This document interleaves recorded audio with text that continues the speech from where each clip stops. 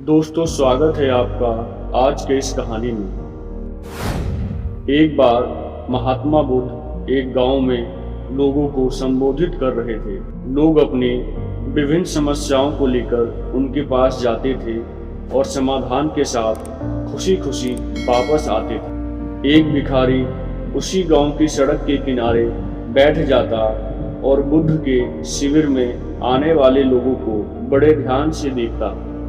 वे हैरान था कि लोग बहुत उदास चेहरों के साथ अंदर जाते, लेकिन जब वे वापस आते तो बहुत प्रसन्न दिखते थे। भिखारी ने सोचा कि बुद्ध लोगों को उनकी समस्याओं का क्या समाधान दे रहे थे। उसने सोचा कि उसे भी अपनी समस्या महात्मा बुद्ध के सामने रखनी चाहिए। वे अपने मन में इसी विचार के साथ महात्मा बुद्ध के पास गया।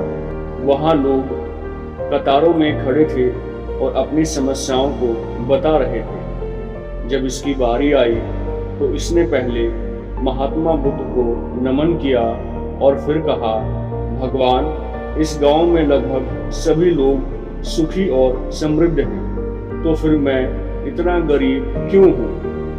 भगवान ने मुझे एक समृद्ध और खुशहाल जीवन क्यों नहीं दिया?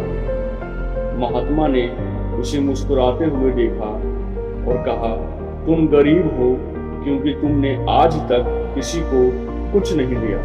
भिखारी इनकी ये बातें सुनकर हैरान हो गया और कहा, मैं एक भिखारी हूँ, मुश्किल से अपने आप को जीवित रख पाता हूँ। मैं लोगों से भीख मांग कर अपना पेट भरता हूँ। मेरे पास किसी को देने के लिए कुछ नहीं है। महात्मा बुद्ध थोड़ी देर शांत रहे, फिर उन्होंने कहा, मेरे प्यारे दोस्त, तुम बहुत अज्ञानी हो। तुम्हारे पास देने के लिए बहुत सी चीजें हैं और भगवान ने तुम्हें दूसरों के साथ बांटने के लिए बहुत कुछ दिया है, लेकिन तुम इसके प्रति जागरूक नहीं हो। तुमने इसका कभी मंथन नहीं किया।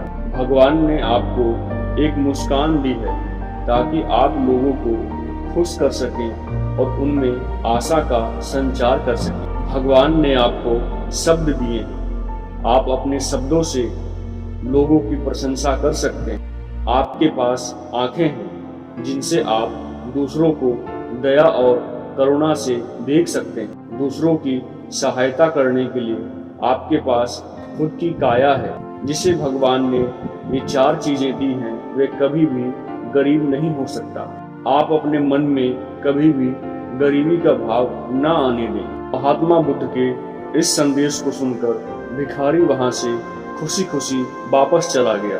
दोस्तों, जो लोग इस उपदेश को अपने जीवन में लेकर आएंगे, वे फिर कभी दुखी नहीं होंगे।